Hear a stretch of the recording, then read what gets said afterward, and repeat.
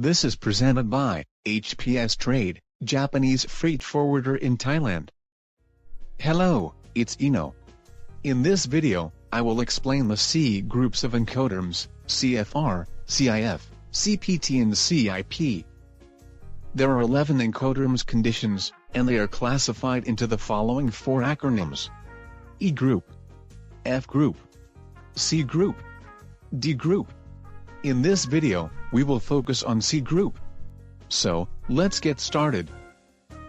First, I would like to explain Cfr and Cif, which are often used in practice. Cfr stands for cost and freight. It is sometimes written as C and F, but Cfr is the correct abbreviation. Cif stands for cost, insurance and freight, whose condition of delivery including freight and insurance. The difference between Cfr and Cif is whether it includes insurance or not, and it is easy to remember since the I in Cif stands for insurance. In case that the exporter does not carry cargo insurance or the importer takes out insurance, it is Cfr. And the case that the exporter takes out insurance and includes it in the cost, it is Cif. Next, let's take a look at the conditions of cost and risk, which are important in Incoterms, in Cfr and Cif. In terms of cost, the exporter bears all transportation costs from the place where the cargo is picked up, to the port where it is imported. And as for the burden of risk, the exporter bears the risk until the cargo is on board the ship at the exporting port, and after the cargo is on board the ship, importer bears it.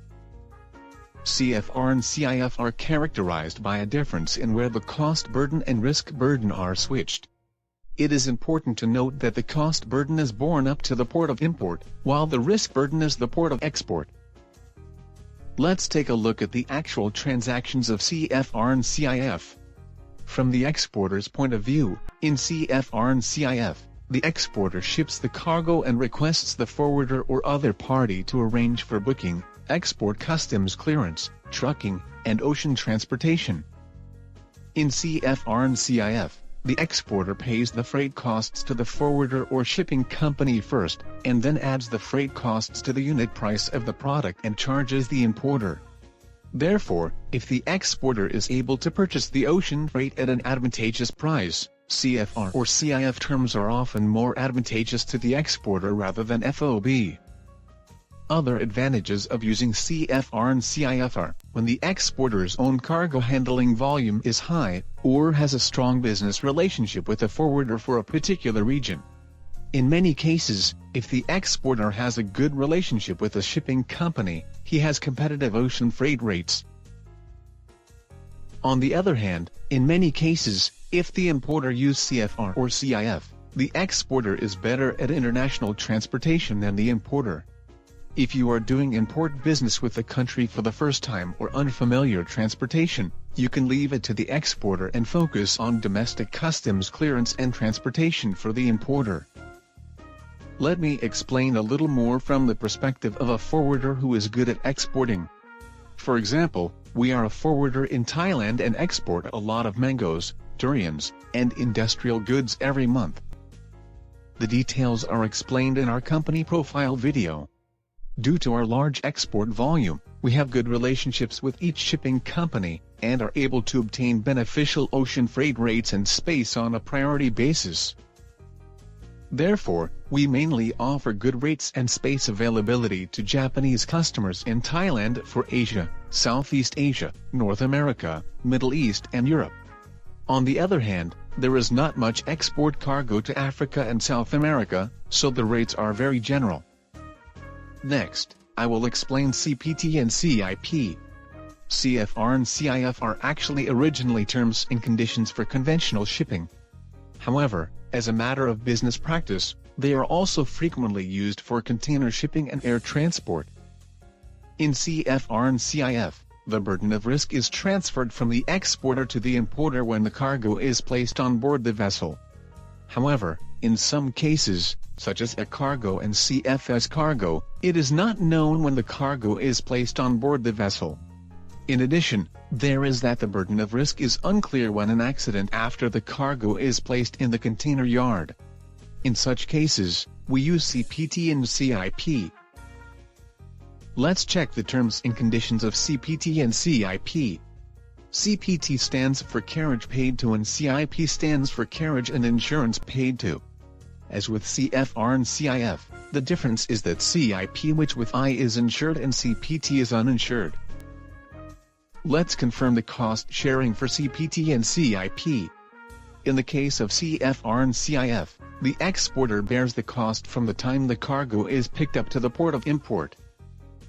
However, in CPT and CIP, the exporter's cost burden is to the designated destination. The designated destination is often CY, CFS and port or airport facility. Next, I would like to talk about the burden of risk in CPT and CIP. The risk of the cargo is transferred from the seller to the buyer, when the cargo is delivered to the carrier or warehouse designated by the seller, exporter. For example, in the case of a consolidated shipment from Tokyo to Los Angeles, the responsibility for risk switches to the importer once the cargo is delivered to the CFS at the port of Tokyo. After that, the importer is responsible for any problems that occur during bunning, in the yard, or the cargo is loaded onto the vessel. Therefore, from the seller's perspective, when CPT and CIP are compared to Cfr and Cif, increased cost burden. Not to the port of import but to the designated destination on the import side. Decreased risk burden. Not at the loading on vessels but at the designated warehouse on the export side. In this video, I talked about the cost and risk burden of Group C, Cfr, Cif, CPT, and CIP in Incoterms. I also discussed in detail the beneficial conditions for exporters and importers, when considering the volume of goods to be handled. In particular, Cfr and Cif are terms and conditions that are frequently used in trade practice, so it is important to have a thorough understanding of the contents. If this video is useful to you, I'd be very happy if you could subscribe to my channel, like it, and share it on social media. I'll see you in the next video. Thank you very much. In this channel, I explain about international logistics knowledge for your better understanding.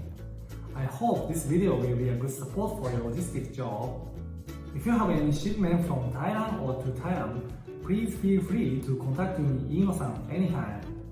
Also, I'm very motivated to keep updating these videos. If you subscribe, press good or comment anything. Well, thank you. See you next time.